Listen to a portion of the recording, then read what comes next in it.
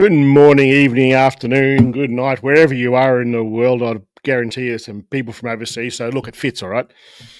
Today we got Dan the man well, he's out there somewhere. Is that you're not going to recognise him because if you watch Dan, and I linked his channel down in the notes of this video. If you watch him on a regular basis, you're probably not going to recognise him because when I first logged on and saw him here, I thought, who the hell is this bloke? And where'd Dan go? How are you, Chief? Hello. Very well, thank you. That's the Everyone spirit. is for about a week. Everyone's been doing a double take when they've seen me. So Did you do that yourself to take clippers to your head or what? Certainly did with the wife's help. So that's the spirit. It was a bit out of necessity because my daughter had head lice, and there was evidence that my luscious top and bottom had the early signs. So what about those eyebrows, dude? Did they get in the eyebrows or what? They are pretty bushy, but no evidence in the eyebrows, so they're still intact. Yeah, it's the spirit. Funny story, actually. Oh, yeah, go on, mate. There's a little bit of a delay here, so we're probably going to talk over each other a little bit, but it's all good. Go ahead. No worries. I went to daycare to pick up my son Heath, and the carers at daycare didn't recognise me. I had to go back out to the car and get my ID to prove I was his dad. So. And he's got his dad. And you're like, no. Yeah. That's hilarious. Did you see? Actually, I don't know if it's open to everyone. I'm pretty sure it's everyone in that Legends group, maybe, or in not the Legends group, the Legends for Charity group. Did you see that camping trip that's coming up here? Yes, early August. Yeah. Yep. I got a message from. Yeah, sorry, mate. That's all right. I see this is going to happen a few times. I was just going to say, unfortunately, I'll be away for work, so I won't be at that one, but I look forward to the next one. Very good. I got a message from Nas and said, "Hey, are you free on this weekend? We're thinking about camping up your way, and can you find somewhere?" And I said, "Yeah, no worries. How many people?" And he said, "Up to 12." And I'm like, "Shit, I only ever look for a spot for me, so I don't really know anywhere for 12." But then I thought, when I did that video of, what was it? Looking for that Graham's hut. I don't know if you've watched that video. I went to a spot there that that would fit that many people. So I said, "Yeah, this will do." Upon reflection, so good old Ed had a bit of a spit, I reckon, about having to drive so far. Tell me if I'm wrong, Ed. And NASA's like, "Oh, I meant somewhere like near Echuca." Well, I didn't know that. He just said somewhere near you, and I'm like, well, "That's near me. Let's go out there." The guys who are in Melbourne, I think he meant just somewhere north of like the range. But anyway, right. They're driving for like 3 or 4 hours to come up and spend a few days. I think NASA's coming, Ed's coming, I think Trev's coming. Ooh, I think Batey's coming too. So it'll be good. I think it's like an organising thing for that event next year. Who we got here? Jenny Cameron. Look at that with the FJ. The Murray's a big place. I'm sure we'll find something along there. So. Oh, for sure, mate. The river track alone, it goes between Kundruk and so in my part of the Murray, it goes between Kundruk and pretty much like Turrumbry way, and it's something like 30 something kilometres long, and you can camp pretty much you can camp the whole way. And then some. It's a big place. It's national park and it's state forest. I love it out there, and it's just it's a stone's throw, literally a stone's throw from where I live. So I'm pretty lucky in that regard. Whenever I want to go film anything and I want to go out the bush, it's just done out there. I saw it. There we go. Yeah, it's fantastic, man. I watched the guys do their videos up in the high country and doing all the wonderful tracks that are up there or down there, and it does appeal to me. It takes me like good 4 hours to get to the high country from where I am. Out the bush here. Like I've been going out here for like 13 or 14 years, and there's so many places out there that when I did that Graham's Hut video, I got so many messages from people about the other stuff that's out there that I still haven't seen. It's it's a huge place. It's pretty damn cool. It's cold and I love wintry. Yep. the bird life and the just the scenery around there. Like when I think of our Indigenous Australians and First Nations people and the abundance of life that could survive around that area near the Murray is amazing. I just don't have Hmm. that reflection about, say, the high country. It just seems more Yep. difficult. Um, but yeah, whenever I go there, I just like to sit back and listen to the birds and Yeah. look around because it's magic. Hmm. A few years ago, there was uh, uh, where I live is agriculture, right? So I'm surrounded by dairy farms where I am. We have a goat dairy farm. Pardon me. And so everyone else around us is dairy farms, and then there's the occasional piggery as well that is scattered throughout the area. And a few years ago, there was a company had bought a dairy farm from someone who backed onto the Gunbow Creek and Safe. It's a place called Safe's Lagoon, and it's not heritage listed. It's Ramsar. Is that the word? Do you know Ramsar? It's like a conservation sort of location. Yes. Someone in the comments will probably tell me. Don't forget to hit the like button. I never ask people to do that. I honestly don't think I've ever asked. Anyway, go ahead and do that. Um, anyway, someone sold this farm, which is all well and good. Like people sell their farms, and a piggery bought it, and Western Plains Pork was the company that bought it. I think it was that anyway, and it was to be a free range piggery, meaning that the pigs are just out there in the paddocks, like not in barns, and all of the effluent from those pigs was going to go into this Safes Lagoon. And a lot of people here were upset about that, and they asked for help in like filming some videos about it. And I went out there and like interviewed a few locals about it, and the birds around this Safes Lagoon. If you come up here again at some point and you have access to like kayaks and stuff, get out in that Safes Lagoon. It is absolutely awesome. It's the bird Okay. life there is insane. But the piggery ended up not going ahead. I think there was enough. Well, I'm not sure where it's at, to be honest, but it's not there yet. Maybe it's being fought in the courts and stuff. I don't know. But all of that effluent would have run into all those birds. So people were obviously upset, into the birds, into the fishery, and all that. And there's like scar Yeah. trees and stuff all through there. It's an amazing place. But when you talk about just sitting there and listening, like that spot, you could just do that like all day and just listen to all the different birds, all the different what. It's an amazing place. Awesome. Safes Lagoon. I'll have to commit that one Yeah, to memory. you got a good bloke in Dan. Apparently, he is. I still need to get the G'day, old Matt. bloke out. Oh, you know him, do you? Matt's actually a train driver and works with my father-in-law. Ah, Very, very talented in his own right. And he's got a Pajero that he likes going into the high yep. country with. And we've been trying to tee up a trip for Ah. must be about 12, 18 months now. We just haven't quite Is got that right? there. Nice, very We'll nice. get there, Matt. Cool.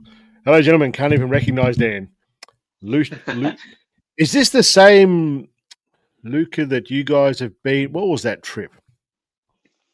The border track? Yes, Luca was on that Yep. one. So Yep. Have um, you got your own channel, Luke? I didn't know you had your own channel there. I'll have to go and have a look. he certainly does. And it's awesome. Everyone should go check it out. In particular, his snow video that he put up last week. Amazing. Mm-hmm. Going Okay. places in the middle of winter that most people won't. Ah, nice. I'll have to go and have a look. I've seen him. Because Jace got that the Grenadier. I watched that video, and Luca was in that in the cockpit of that car having a look-see. And I remember I've seen that, and then I remembered the same guy I've seen in some of your videos on that trip, that border track trip. Yes, He seems like a decent bloke. I'll have to go and have a look. How's the haircut? And well, that's how it is. Sorry, your stream's been overtaken by comments of my grooming. It's That's all right. Better than my grooming. You've got hair on your head. I think we'll take it. I don't know if you probably can't see, actually. I've got a torch in here. I know. But in here, you can't see it, but there's a little bump that's there. You can see there's a row of hats that come all the way up along there.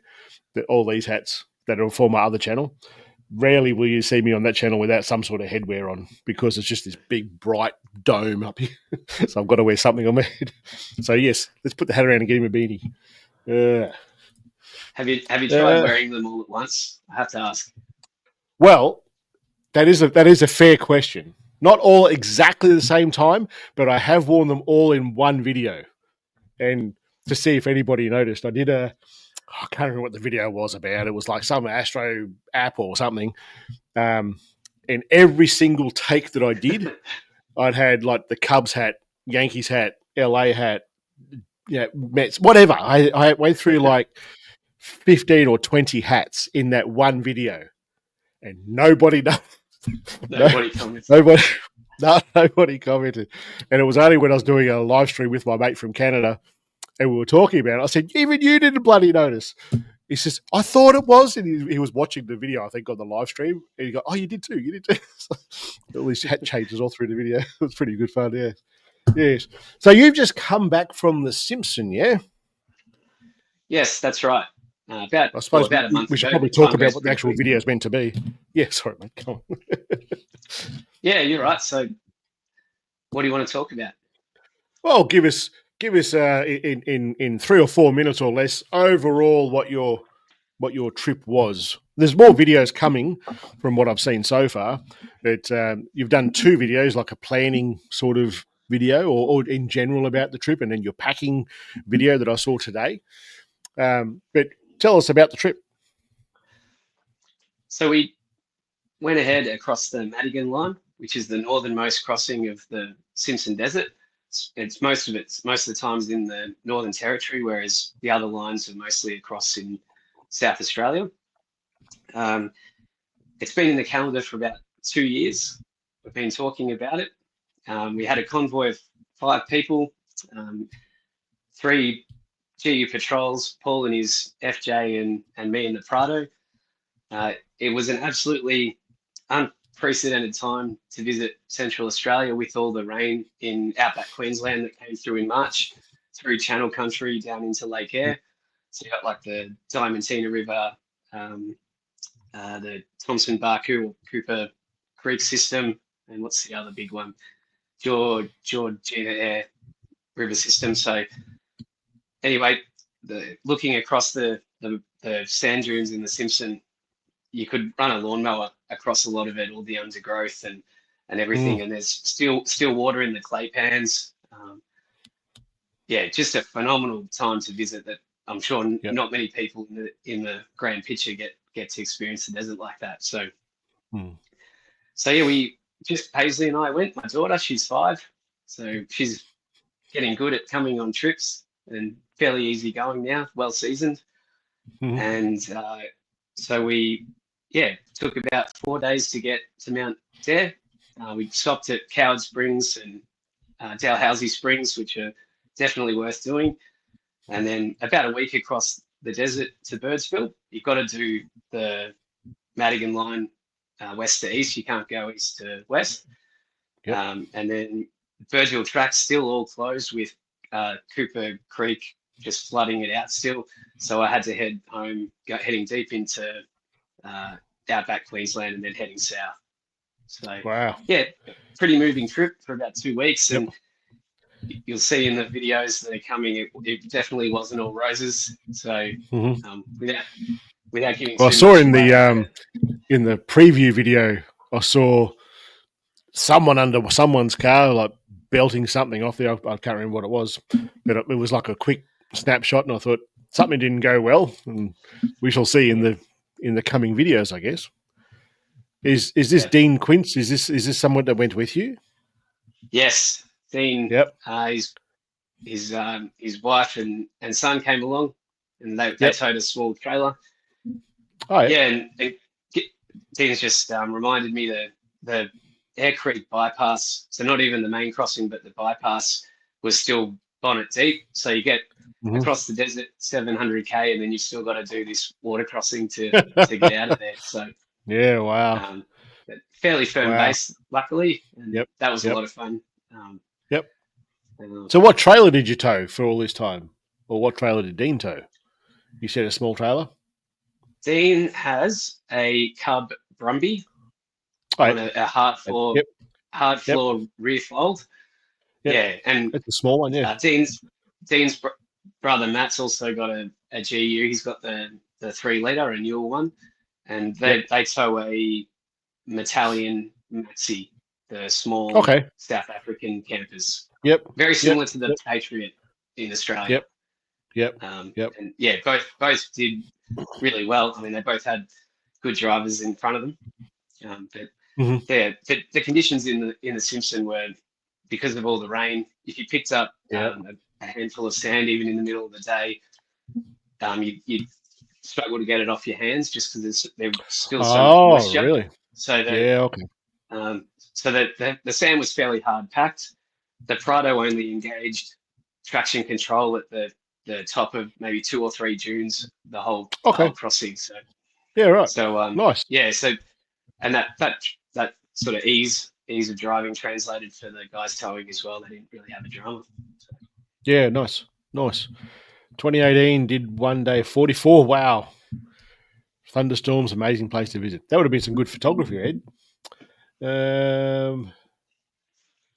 What's this question here? What's probably a dumb question? Which other channel call, please? It's my name, Shane Mostyn, SHAYNE MOSTYN. If you search that, you'll find it. Or if you search for, I don't know, how to take photos of the stars with your iPhone, you'll find it. That's it. Not a dumb question at all. I just don't really promote it that much, to be honest. But people always, every other creator I know, tell me you need to tell people about your other channels, and I just always forget about it, to be honest. Anyways, so you're planning for this trip. It was 2 years in the making, eh? It was 2 years in the calendar, you said. yes, we weren't Yep. sure whether we'd be going with our family of 4 and towing something or not, or it ended up just being Paisley and I. So that simplified it somewhat. Yep. Um, So with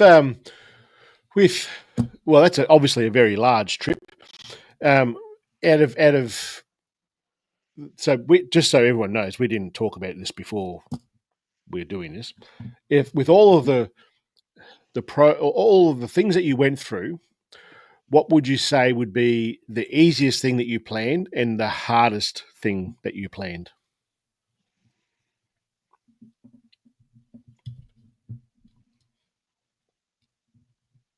uh, the hardest thing that I found to plan was exactly how much food, water, and fuel you need. So I even go back and forward with that, doing weekend trips in the high country, because I'll do one trip and I'll think, at the end, I cut that pretty fine. I probably should take an extra 5 liters next time, and then I'll take Yep. 5 liters the next trip and then won't use it, and then I Yep. go back and forth on the idea. So that's sort of amplified, I guess, when you're talking about 730 kilometers across the desert. You've really got to be self-sufficient. Yep. We're a month prior to that trip with Luca and with Jason. We did a shakedown trip, and Okay. we drove along the South Australia coast between Robe to Beachport to Port Macdonald, and that gave me a good indication of how much fuel I was using in really soft sand, and also how Paisley would travel with my daughter, and how Yep. much food and water we were going to go through. And yeah, so my point there is, you've just got to go through the motions and practice and get out there to know what's going to be best for you when you do a more substantial trip. Sure. So what did you do? How old's Paisley? Sorry, Shane, you cut out there a sec. Can you say that again? How old is she? She's 5, nearly 6. So how on earth did you keep a 5-year-old entertained for that long in the back of a car? Um, like I said, she's getting pretty good at it. Where do I start answering that? Well, she I was make sure watching. I saw in your video today. I saw like she was like looking, and then she was like this sort of thing. So I'm assuming she had like an iPad or something to watch a cartoon or something on, maybe. I think I'm not totally against screens, but I think Yep. she had a coloring book in that instance. I think she was looking Yep. down it. Um, Yep. if you've got 1 or 2 kids, then I recommend putting a tub about this big where the middle seat would be, and they can fill Yep. it with whatever they want. So Yep. that's the first thing I do. So that's soft toys, that's coloring, that's books, that's all that Yep. stuff. Yep. And I let her manage that before we go. Yep. I make sure that nothing's at their feet, and they can lean forward and grab their beanies or jumpers or sunglasses, so that they can manage their own comfort a bit and help them Yep. regulate themselves. Yep. I've got a snack bag, which is just a small canvas bag that I keep stocked with snacks, sitting in the footwell next to me. So as much as I hate to say it, I basically feed her like a duck. When she's hungry, you, Dad, I'm hungry, and you're just rummaging around and you throw something back at her. Yeah. Yep. And that's awesome. And yeah, and more than anything else, I'm just really honest with her. So if she asks, Dad, how much longer have we got to go, I don't sugarcoat it. I say, look, mate, we had a rough start with that recovery this morning, or we were rough. It took us a while to get out of camp or whatever. We've still got X amount of hours, and I don't sugarcoat it. Just give it to her straight. That's awesome. Yeah, and then make them feel like part of the team. Most people would go, "Here's an iPad, entertain yourself for the day." I reckon, but mate, I take my hat off to you, sir. That's bloody good. If it gets to 4 or 5 o'clock and we're still driving, then I've got no problem with the iPad either. Yep. So, sure. We'll do it again. French line had the best time. That's where my righto. Yep, very good. Was catching up on out there with there we go. If you you go and watch his videos that he's just done. He's done 2 so far about what we're talking about here. Great chat, guys. Get you on my podcast. Getting Out There podcast. You should write that down.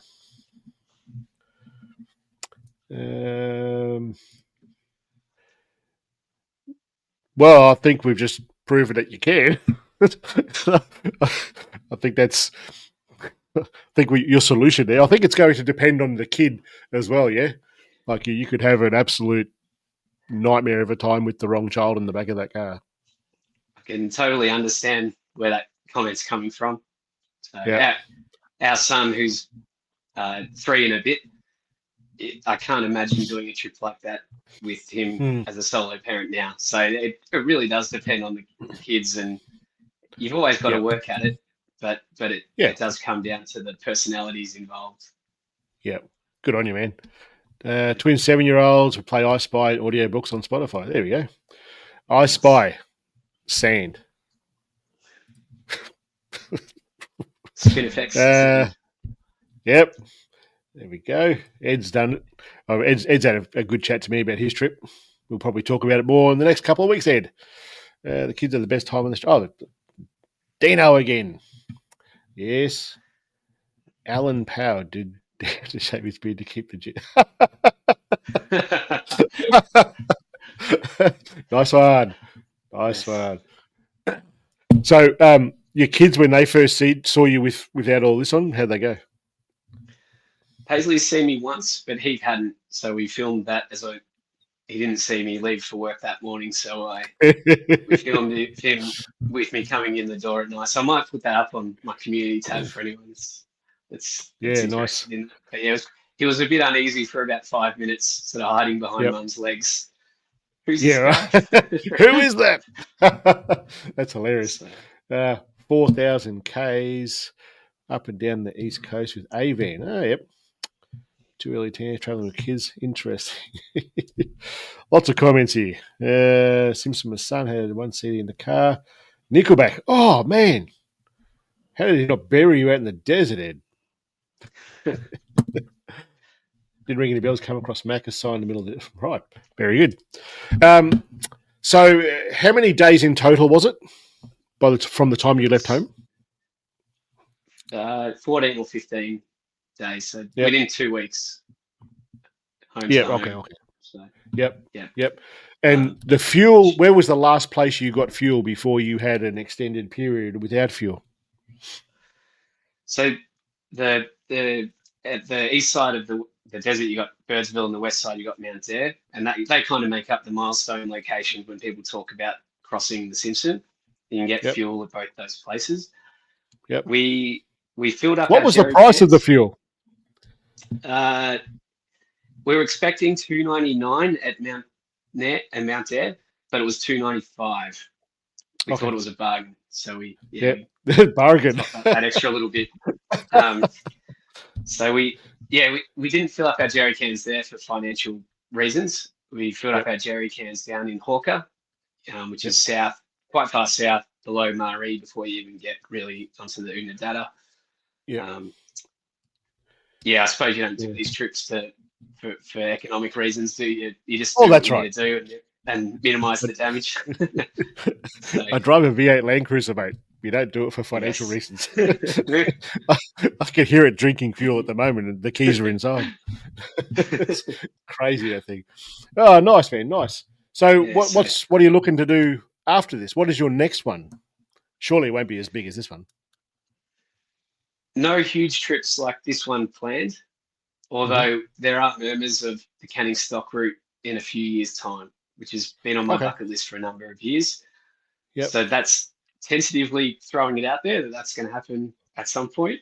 But honestly, I'm just looking forward to more long weekends in the high country when things open up later in the year, and maybe a snow trip in, if I can twist Luca's arm for me to tag along. So I haven't watched the video, but he might be like, "No way, we're not doing snow again." I don't know how it went. $1.70 in Hawker. There you go.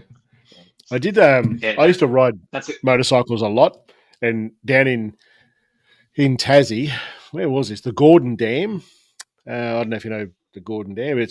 But the road. If anyone here is into motorcycles, that road to get to the Gordon Dam is like freaking epic.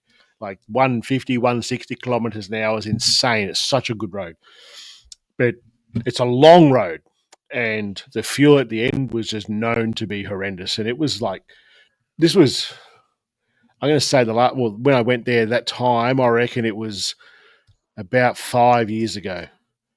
And that would have been every bit of $3 a litre. And I was glad I had an 18-litre tank because it was way expensive. Way expensive. Yeah. It's just the remoteness, just like what you went through. I remember that Macca sign. Same year I did a cross, and we actually met the guys who placed it. Oh, placed out in the bill. Oh, okay. There you go. Nice. Cool. Drinking fuel. I'll see your Jeep Gladiator and raise you. Have you seen this guy's stuff? Go and have a go. No. Yeah, go and have a look. It's a pretty bloody good setup he's got. It's quite impressive. I've already got a couple of things I've got to follow up on after this. I must admit, this is one of the things that I kind of like about live streaming on this channel, is that like we've conversed. I'm sorry, dude, I can't remember your bloody name, but we have conversed, and he'll actually come on the show at some point. I think we've got next month, maybe, or maybe it's the month after. I've got so many people lined up for this now. It's so good. But I'm meeting all these people I would never have met. I'm finding all these channels I would have found otherwise. There's a lot of people out there doing forward driving content, you know. And when you find little gems, it's like share it with everyone. Like it's pretty neat to have this. I really like it. The community is big enough. Where do you go to the toilet when you can? Oh, yeah, I can answer that. So I've got a toilet kit which has got a little trowel, toilet paper, hand sanitizer, matches, and a small butane torch. And then I Hmm. take my recovery shovel. So I've got a little trowel shovel and that kit. Yep. And with Paisley, we've got a toilet seat, which is just it's like a stool with just a toilet seat on it, which folds up. So that Yep. is good for her. I don't need that necessarily. And then we Hmm. dig a hole, do the business, and the important thing is to burn toilet paper so you leave no trace behind you. Um, Yep. yeah, and I'm Good answer. quite passionate about that point. I think Yep. you don't have to go far off rest stops on the side of the road anywhere in Australia now to find toilet paper all over the place. And Yeah, it's something that happens out here a lot. Uh, I've done videos about camping on the Murray with the rubbish, and they've started putting big dump bins, they're like the skip bins, at a couple of the main entrances to the Murray over the long weekends, like Easter long weekend, Melbourne Cup long weekend, those sorts of weekends. And I think it really makes a big difference. The amount of rubbish that's out there after those weekends is minimal now. And that's good. but the problem is between all of that is is freaking toilet paper. It drives me nuts, and it's the only thing I just refuse to pick up. I'm just not picking that rubbish up. I'm just not. I don't care what you say. I just can't bring myself to do it. We'll go out Yes. camping overnight, and Sarah will like, oh God, someone's been out there. There's bloody toilet paper everywhere out there. I'm just can't deal. I can't deal. Just can't do it. I do like to think that people aren't doing it necessarily on purpose. They're just unprepared. Like, because Yeah, if you don't have a shovel in the car, but you remember to pack the toilet paper and you really need to go, well, then you're probably just going to make that call, aren't you? But the mistake yeah, happened when you were at home and you didn't put what you needed in the car. Like yeah. yeah. So that's why I think people just need to be prepared. You know, like Hmm. there's no reason you can't just have that kit in your car, even if you're not camping. Yeah, So that's right. It's in my car. Apparently, you yeah. look different, mate. Look at that. Yes. Had a good Everyone's Monday. been doing double takes all week. So That's um, uh, this is me. there's, I there's do always remember having more conversations chin. going I thought I had more chin under there, but I don't apparently. So on. It's been a while since you've seen that. Then yes. I did. So when after I left the army, I grew a goatee, like a goat beard. Pardon me, and I had never shaved it forever and a day. And we were living on the Gold Coast before moving down here, and I was working in IT, and I got a job at a company called Gizmo, and they do like in-home IT. I was like the territory manager for a heap of technicians and stores and stuff up there in on Brisbane and the Gold Coast, and they're very, very, very, very good with their training. They do like soft skills training and all the tech training. So I had to go to Sydney for 2 weeks for training, and Sarah came down for the weekend in the middle of those 2 weeks, and I'd shaved everything off, and I went to the airport, and I hadn't told her. I went to the airport and to pick her up, and I saw her get off, and I saw her come out, and she like I looked around like that. That was the look. So did she pretend not to know you, or did she not She recognize you? didn't recognize me. Oh She wow. did not recognize me. No, she like double take on me, then kept her going past, then went back, and then the face just dropped. It's like, no. She's like, don't do that ever again. It's like, right. And that was it. And once we started doing, so our home here, we have, like I said before, we have a dairy goat farm, and we have my wife. Her business is Windella Farm. She makes goat milk soap and beauty products and stuff like this. And eventually, we started a beard brand for the blokes, and so I had to grow a full beard for that. And since we started doing that, I haven't shaved anything else off either. Matt, yes, Matt, thank you. Wait, 20 litres. Oh, that is a lot of fuel. I've got to tell you, that's more than I do towing the deluxe. I'm doing 18 with the deluxe. Damn. I think 20 in sand's pretty good. I would have thought Yeah, if you're yeah, towing, I would have thought that too. I'd be Yeah, happy true. with that. Yeah, true.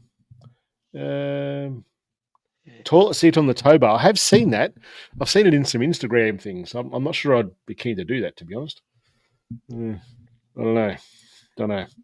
Beards are good at absolutely. They're good at hiding that. I reckon there's 3 under there. We were talking just before the stream started. Hey, Buck. That I used to be in the Army Reserves, and Shane's obviously got his military background. And pretty much everyone that I've met that used to have to shave every day being in the Army now doesn't want to shave at all and has a beard. So I think there's something to that. They don't have to now. Like, we go to Canberra a lot, and for there's a big event that happens 4 times a year. It's a multi-day market, and there's a lot of defence, obviously, in Canberra. And the amount of people who buy the beard products who are in defence still is nuts. And when it first occurred to me, like, people would, well, all of our brand is. So when we started it, Sarah's like, well, what do you want to call it? And we struggled with names and stuff, and we eventually worked out a name. And we have like 4 scent blends, like 4 different smelling beard products. And I said no more than 4. Like, blokes don't want too much choice. And every one of them is named after an army call sign, like Foxhound and Sheldrake, Ironside, and Hawkeye. And every military or every army person that comes through the store, they read it and they look at me and like, what's going on here? You know? They always buy it. But so many of them have got beards still serving. So it's, from my understanding, actually, Buck, you were in more recently than I was, I think. You might be able to tell us. Not all commandos, are they? No. They've got a time period, I think, that like you've got to grow a full beard in this amount of time. And if you can't, you've got to shave it off. But Buck there, I'm pretty sure he's more recently out of the army than I am. Bloody hell. That's a lot of yeah, that's a lot of fuel. Holy moly. Dean's got the Dave, petrol TV48 in the patrol, which is thirsty. Yeah, same as Lucas, actually. My friend Lucas got the same engine. Lucas is who's got the automatic? I think Lucas got the automatic, and we suspect that he does slightly worse on fuel as a result. Yeah, right. Yep. Hey, I see my patch there. I just saw my patch in the background there. You got it, eh? Behind you. Yes, it arrived, and I sent you my one as well, but it's still in the mail. So they're quite similar in design, aren't they, colour-wise? Yeah. Not bad at all. Happy days. You have a beard, you're hiding your face. If you're clean shaven, you're just hiding a bit. I like it. The funniest conversation I have with people when because Sarah makes all the product and I'm just the face of it at these particular events. So I'm not the salesman, if you like, at these particular events. And the most common thing I get is young fellas who are like 17, 18 going, what can you sell me to grow a beard? Nothing, mate. Just time. And if it doesn't work with time, blame your parents. It's just genetics. So I always say to them, you're just hiding your beard, mate. Wait until you're 25, and if it doesn't work then, it's not going to happen. Dean Quincy. I've always said my beard is a product of my laziness. So I just 100%. I can say 5 minutes in the morning, and I do it, and I bank that time. Yep, 100%. We have when people talk to us about the different livestock and stuff that we have on the farm. We have sheep just for the freezer, and I got asked like, "But what do you do with your lambs? Like, what do you do to raise them?" I'm like, 100% neglect. That's what raises those sheep. And until such time that I need to interact with them, and they go in the freezer.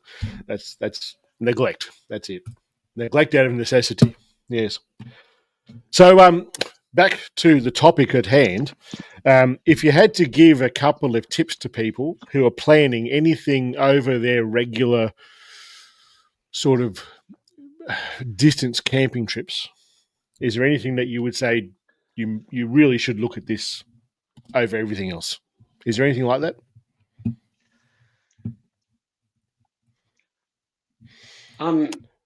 I'm very much on the keep things as light as you can wagon. Um, Mm-hmm. on the channel we talk about camping simply, and I'm constantly trying to streamline stuff. If I'm packing for a big trip, I'd start with pen and paper. I'd look at how many people I got going, what sleeping setup we need, roughly how many meals, what's the cargo space like in the car, you know, Mm-hmm. roof rack space, and I just think about it in my head. Yep. Um, when it's when it comes time to actually putting stuff in the car, I don't just grab stuff off the garage shelves and put it straight in the car. I sort of have a staging area where I start Yep. gathering stuff together, Mm-hmm. and I make sure that what I want is there on the ground. And then when I'm satisfied, then I put it in the car. Mm-hmm. So that stops me from just filling the space in the car with Yep. stuff. Oh, I can fit that in there. I'll put that in there as well. Yep. So Yep. just make sure I'm just really intentional with what I bring. Yep. Um, you want to keep, And I guess your shakedown trip would yeah, help with that sort of thing as well, I imagine. absolutely, yeah. Yeah. Um, Yeah. Even the more you go, and the more you reflect when you get home and unpack. Um, that's how you set yourself up for next time. I Yeah. make notes on, I need to keep. I should separate my t-shirts and my undies. I'll write that down. Mm-hmm. I don't want charcoal dust covering the back seats because my bag fell over. So I'll Yep. come up with a solution for that. Or Yep. just the 1% things. It might even Mm-hmm. be, what, I really like that swag, but I need another mat or another element of mattress or something like that. And then Yep. you just make sure you're on top of that for next time, and then you're just incrementally improving.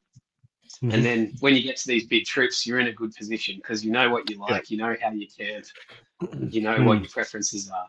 You know, Yep. um, Yep. I when must it admit, when I it went came to through a period of just throwing, and it's actually what prompted that gas video that I did. And I need to change the thumbnail on that. I think everyone who gets that joke would have watched it by now.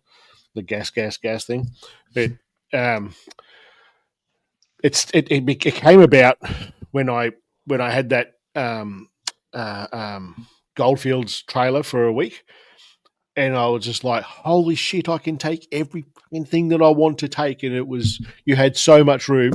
And I was took everything out of my trailer and put into this. And I'm like, shit, I've still got so much room. What else can I take? And it was like that sort of mentality. And it was when I put everything back to the trailer, to my trailer, I was like, you know what? I haven't used this bloody thing in ever. So I end up making a spot in the trailer that if I haven't used it for a period of time, it goes into there. And then after a period of time, if I haven't used it, it's out and it's gone. And the amount of shit that I've taken out of that trailer now, it's probably I don't know 30 or 40 kilos lighter now than what it was before. So 100%. I really like that idea on that gas video. You've got the kind of the tiers of shelves that things get moved to, and then they get eventually Yeah, turfed. I like yeah, that idea. yeah. Well, they Um, don't really get turfed now. Like you're so very recently, my son and daughter-in-law just moved. They're actually like they're almost a neighbour now. It's sensational. They were living up in Brisbane. They wanted to move to the country, and they bought a little small like hobby farm sort of lifestyle property, if you like, in town. Well, not in town, but like out of town, but not far from us. And he's got himself a Pajero and a rooftop tent and all that sort of business. He's keen as so you know what? He's got to be the luckiest new to four wheel driving camping person ever because all this stuff that I review and go, I don't want this anymore, he inherits it pretty bloody quickly. So I've got plans now to build up his car. So to keep that sort of like my build on the Cruiser, I think I love it. There's not much I would change about it. I'm about to change a little bit. I'm about to rip everything out of that to put sound deadening in. It'll be a massive job, but it's going to be worth it. But there's certain things that I will change when I do it. Um, but but it was a bloody expensive build. Like it cost me a lot of money to build that, and with his, I'm kind of going, we're doing the opposite of that, mate. We're doing the budget build, if you like. So it's kind of, I'm a bit excited about that. It shouldn't cost me or cost him too much money at all with different things that he'll inherit from me, but um, also the cheaper things. Like, we're not going to go and throw steady lights all over it. We'll go and find something less expensive. May not be as reliable, but that'll be the whole point of doing that. Over time, we'll see if these things were just as good or not, if that makes sense. But yeah, I'm not selling much at all now. He's inheriting a lot of it. In Yeah, the long run, that'll be so much better for him too, going through that absolutely, process. Like, 100%. I always think everyone that has a 20-foot caravan, I hope at one point in their life they got soggy sausages in an icebox in the back of their wagon. You know, like, Yeah, yep, it's that evolution of learning what the comfort to weight to cost ratio. You know, like, you've got to kind of go, yep, this is where I'm comfortable and I'm prepared to spend that amount of money, and this is how I yeah, want to go camping or yep, caravanning. yep, But I think if people just jump in, keeping up with the Joneses, trying to just be at the forefront, you're totally yeah, missing the point, aren't you? So yeah. Yep, I wholeheartedly agree. When I first put, and it was such a hard thing to put on a video. It was in the high country, and it was the very first time I used an electric blanket in the bush, and I felt like such a sook for doing it, And upon as I'm like editing the video, I'm like, I'm going to come across as the biggest freaking sook in the world. But then I think to myself, hold on, I've dug freaking overhead protection and slept in freaking holes that I've dug in the ground. I'm okay to do this now. It's okay. I've had the wet sausages, as you say. I've done that. It's okay. Like, you've experienced that. Now you know just how bloody good you've got it when you get to that. I think it's important to go through all of that. That Ed makes a very valid point here with the cash and the credit cards. When you start going remote, and I can say this very comfortably because of our business, we go to, like, even in town, when Sarah goes to our local market, that she runs that market. The amount of times that the internet drops or the phone service cuts out and you can't process payments for people with their cards is pretty regular. And that's we're not the Lone Rangers here in Cuyuna. It happens all over rural communities. Like, cash will always be king in these rural communities. So by all means, take your card, but just because you can use your card everywhere in Melbourne, Sydney, or Brisbane, or wherever you are, once you move out of there, have plenty of cash there as well. I would actually have a few stashes of cash on longer trips if I was you. yeah, on the recent trip to the Simpson, I took enough for 2 Mount Dare full tanks of fuel, so Yep. $600, something like Yep. that. So that'll Yep. get you out of a bind no matter where you are. So I Yep. think yeah, absolutely agree with that. The other thing I always bloody forget is coins for Yeah. caravan park laundry. Yeah, Good it's point. always good to have 10, Really good 15, point. $20 in gold coins in your center console. That's another tip. Yep. Taking less fuel, taking more. You say it like it's a bad thing. Shane's got gas. Shane's got gas. What's in the background here at the moment? There's two cameras there, one there and one up behind it, the tall one there. What camera do you use for your videos? I've got a Sony full frame mirrorless. It's a Sony A7S3. So it's the Yep. video centric version of the A7 line. Yep. Nice. Very Um, good. I started the channel on a GoPro Hero 4, which I bought well before Yep. I had anything about the channel in mind. And I had Mm-hmm. rigged up this camera microphone on top with a few adapters to make it work into the GoPro, and that lasted for 12 months, and then I just decided to invest heavily Yep. in what I was building on the channel. So Yeah, nice. Very good.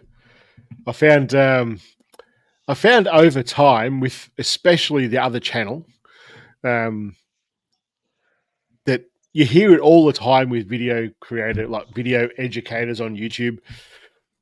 and that is that your gear means shit. It doesn't matter to start. I mean, but so I think you get to a point where you go, I'm now I'm now editing this nicely, and God, I wish I had that focus jumping or something. I wish I had better low light capabilities in my cameras. That's when you would invest in it. But for certainly to start, like there is absolutely nothing wrong with using a GoPro Hero 4, man. That's absolutely nothing at all. But the video you did, I watched. Where was that? I reckon it was the border track again. And I think I spoke to you about on the phone about this, about the hot dogs and that video where you cook those hot dogs. The videography in that, if you're not familiar with what I'm talking about, go and watch it. It's bloody awesome. It's just from a photographer's point of view, just to watch that and listen to the story. I thought that's a bloody good video. It was well done, man. Thank you.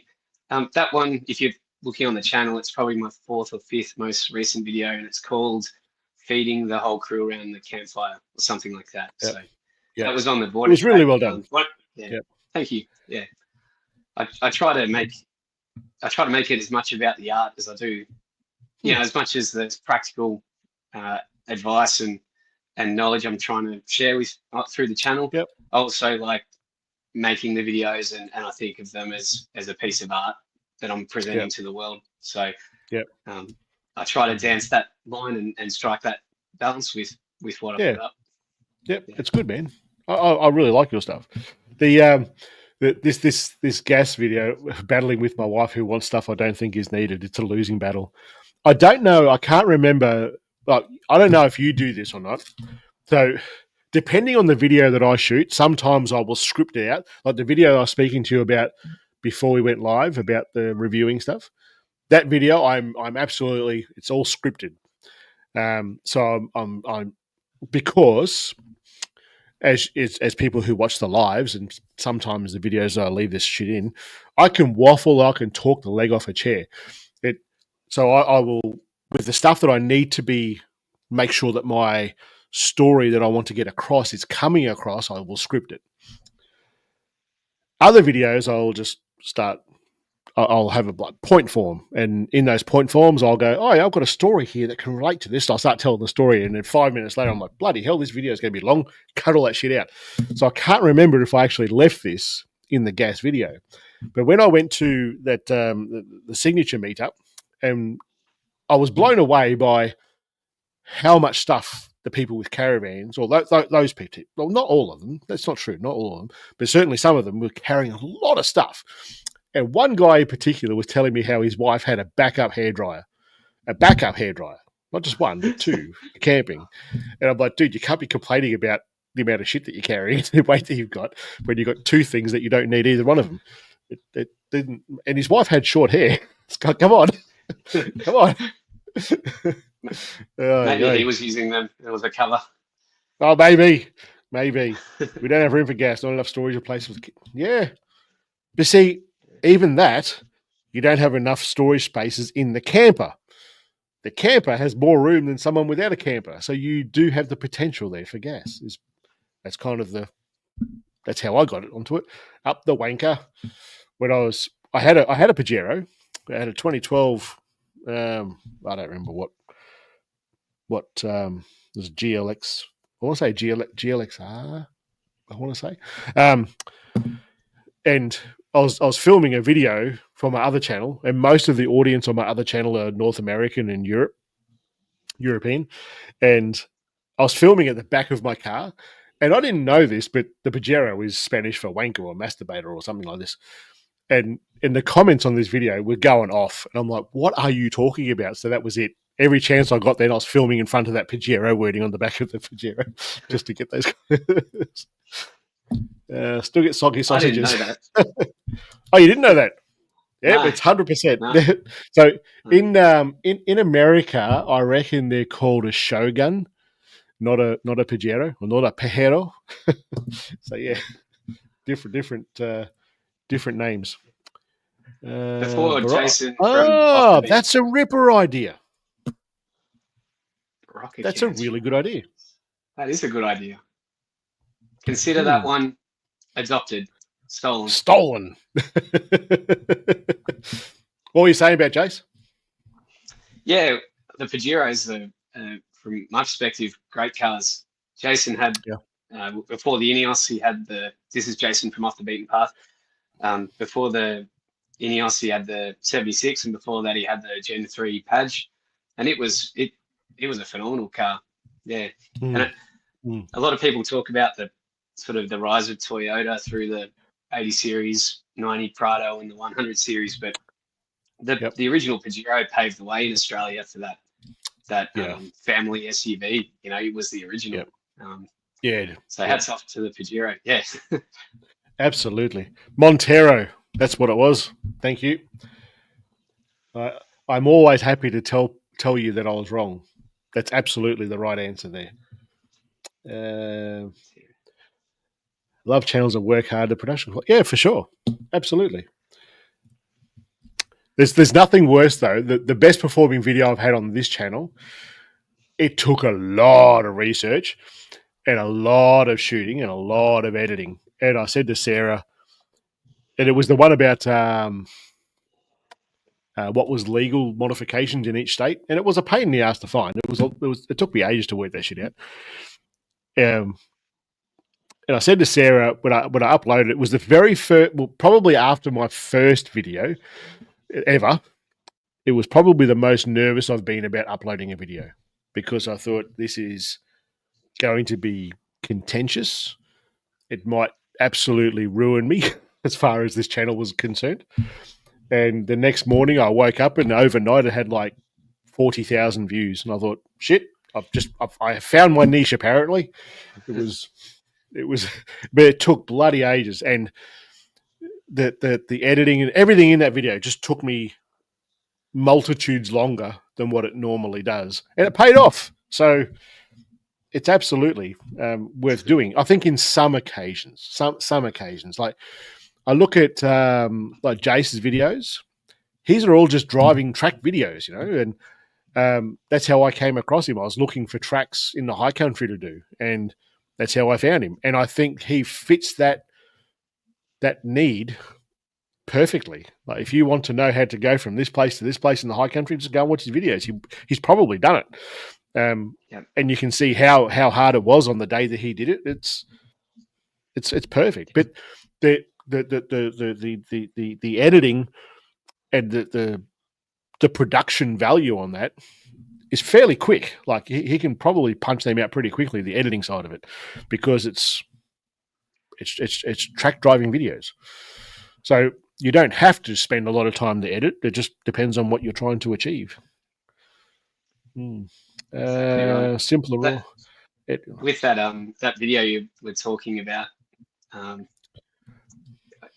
yeah, if you've got a good topic and you've got facts to back it up, so you're spreading misinformation, and it's a popular topic, then that's a winning combination, you know. So some videos from the outset, you know that this is more for my audience that know me already, and you're trying to deliver them something, and other times you're trying to make a sort of informational statement that's searchable and can grow and build your own audience. So I sort of sometimes I go, you know what, this doesn't need to be as polished as some other ones.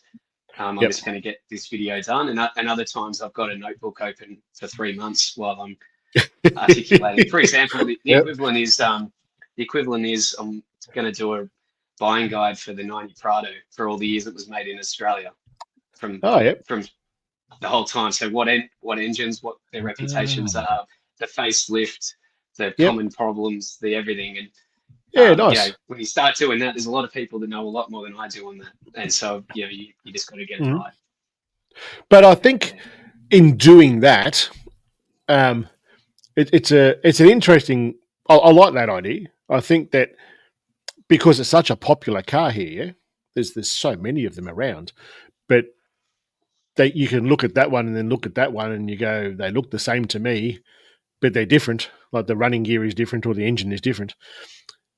But if you don't know, I think because of who you are, I think if you didn't know something, people would be happy to tell you rather than ram it down your throat or call you every name under the sun in the comments.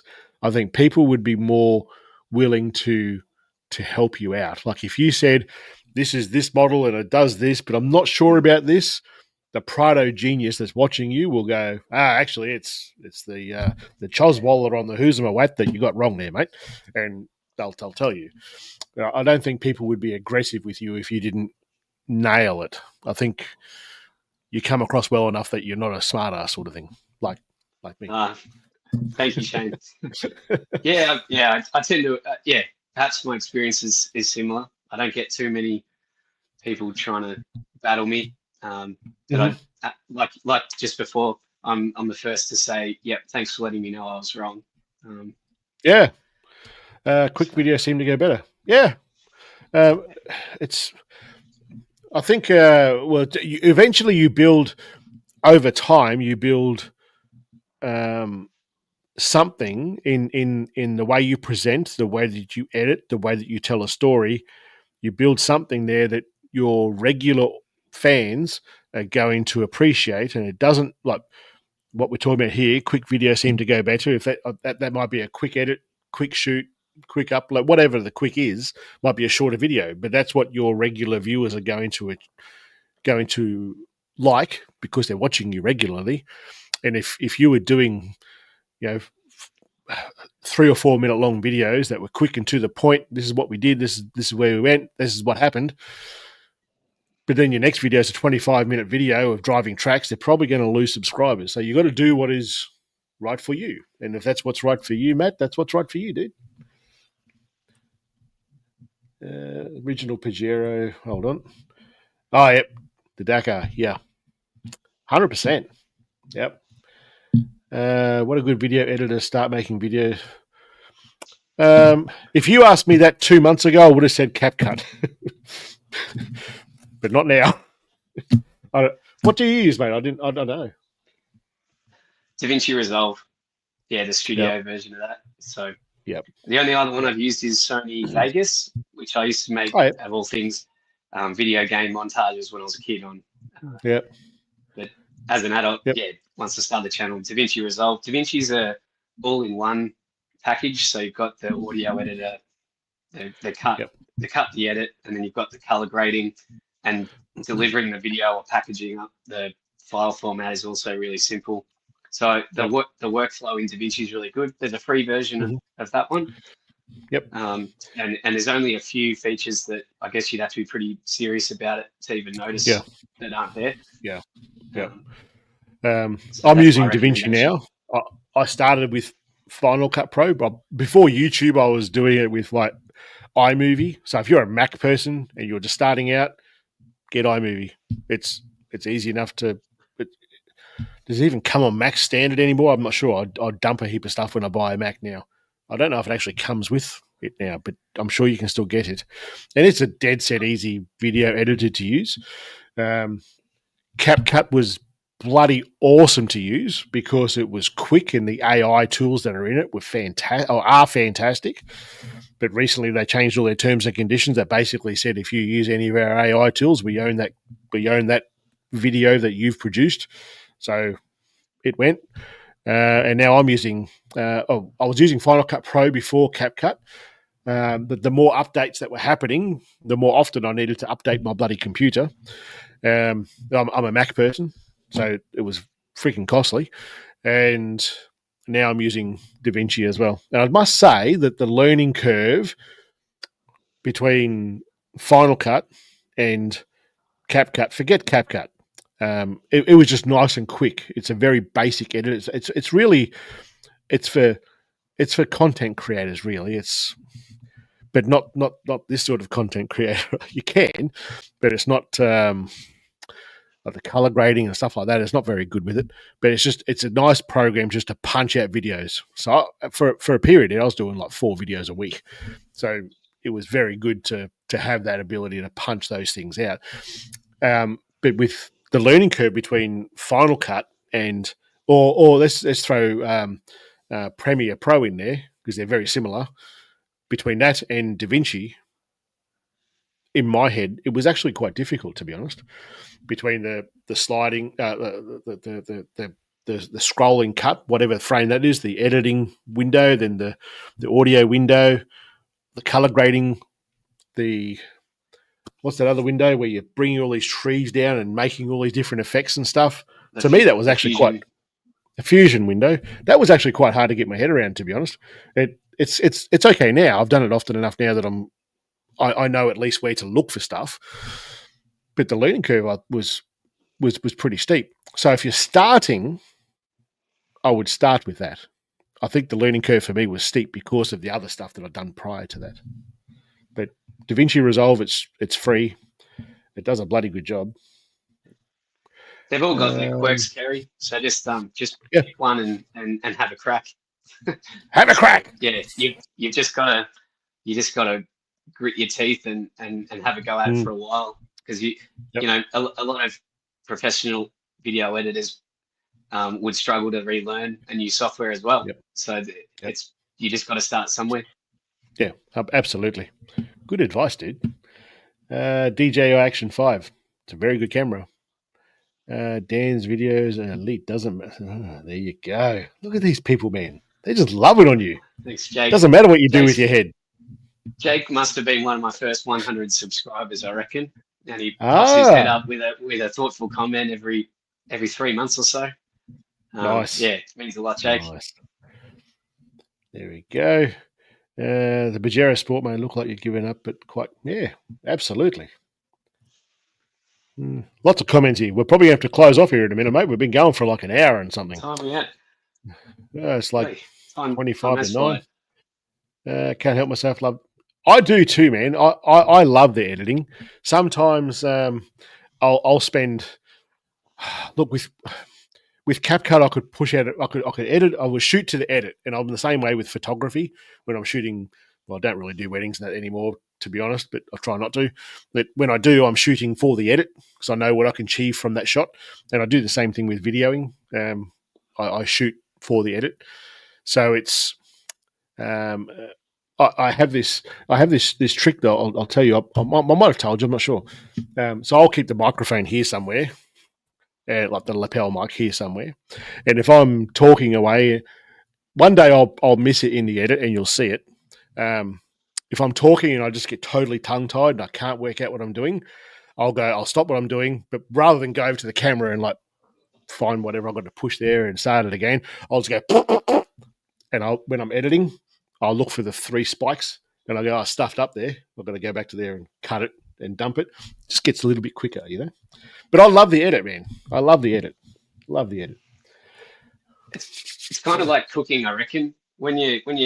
If you're trying to cook in a hurry to tick a box, you're just not having a good time. But if it's a weekend meal and you've got prep time and you've got the creative juices flowing, then it's highly enjoyable. So that's also when you're making videos for YouTube a consideration, because you want to get those videos out, but you really want to make sure they've got your flavor on them.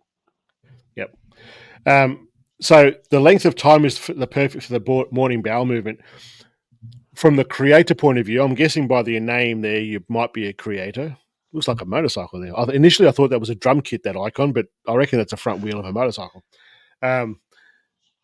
It's in the YouTube studio. You can see what platform people are watching on, whether it's television, mobile phone, or desktop, or whatever. And most of my stuff is watched on television. So I know that people will sit there longer to watch a longer video because they're watching it on the big screen. They're just using it like television. If most of my audience was watching it on a phone, they'd be quicker.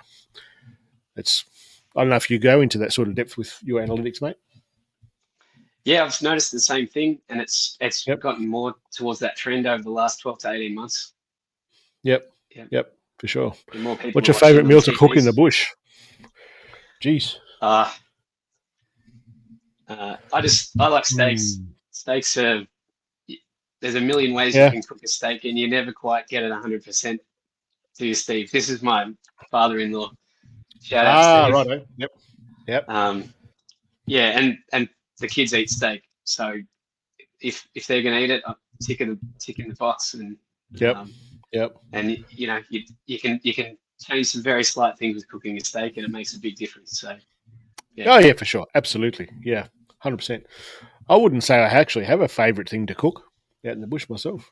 I've been getting into damper a fair bit on my recent trips, just trying it because I've done maybe a dozen of them now, and it's enjoyable. I don't eat all of it. Most of it comes home for the chickens, to be honest, but I enjoy the process of making it. I'm enjoying the camp oven a lot more than what I used to. I've There we go. got a video in planning. A lot of people talking about using beer instead of milk or water, but what everyone just says use beer, but I'm going to make 5 different dampers, maybe 3, like Ah, a good IPA, an India Pale Ale, maybe VB for the for all time's sake, and something else, maybe a stout, and just see yep. what Yeah, those right. different flavors of beer do to the damper. So Nice. yeah, Nice. yeah. I like that Maybe we idea. can do that I reckon that'd together be a good video. someday. Well, Yeah, you can why help me with not? it, maybe. Yeah. Why not? More than happy to. G'day, Matt. Matt's a regular viewer. What a cracking chat. Stop driving so I can comment. For a single cab ute so I can drive it and less people. Yeah. I totally get that. When we our spare bedroom in there, I totally get that comment. It reminds me of our spare bedroom when we bought a new mattress. I said to my wife, I said, let's not get a comfortable one. We don't want people here for too long. Whole rabbit. Shout out to, Oh, oh, I like that idea that too. sounds good. Shout out I to thought who? I'd just shout out to Dave. So if you've watched my last couple of videos where I've used the new studio setup in my garage, Yep. David's got some serious real life experience with broadcast camera work and actually helped me greatly set that up. So Oh, thank you, nice. Dave. And his Hilux is he's been quite humble there, but his Hilux setup is amazing as well. Oh, right. Right. You'll have to get it onto a video, mate, to show us. I will. We need more damper cooking. Mate, you go and watch King Brown. Oh, that guy. I don't know if you've watched him, but that guy can cook a damper. That's right. When I first started cooking damper, it was King Brown and you. You've done a video on damper. That's how I first found you. Was way back then. Was cooking damper. Watch YouTube more. Yep, 100%. And that's actually going to be in my next video. Maybe not my next one, but maybe the one after. Just depends on how long it takes. It's going to be a bit longer in the shooting. We're going to wrap up here in a minute. Absolutely. So I reckon Gay did. She won it last year at the Legends for Charity event in Queensland or wherever it was. So I'd be keen to see if she does it again at the next one. Yeah, the competition. And I hate damper. I cook a cake. Oh, there you go. When you do make a really good damper, it does borderline into a scone, I reckon. Like 100%. really good damper, Yep. you're going to mistake it for a scone. Yeah, I reckon it was Batesy who put like butter into the mix once it was going, and I did that last time, and I thought this is getting close to a scone now, and I liked it. It was good. Yeah. All right, man. Let's wrap this up. What do you got coming up, video wise? More of the Simpson, I assume. More videos on the Simpson. Yep. Talking about packing cars. If you don't mind me showing this on my website, if you sign up to my newsletter, I've got this handy info sheet, and the first thing on this brochure is a 4-wheel drive remote pack list. So this is what I call my handy reference sheet. I hope this info comes in handy. Happy exploring. So yeah, just a gift from me to you. Come check out my videos and you can get this on my website. Good job, man. Good job. Very good. Brownies, nudge, nudge, wink, wink. Go pretty good in the bush. Very good. All right, guys. Let's get out of here. Thanks for coming on, Dan. It's good to have a chat. Thoroughly enjoyed it. You're welcome, Shane. Thanks for having me. No worries, man. All right, guys. Catch you all later.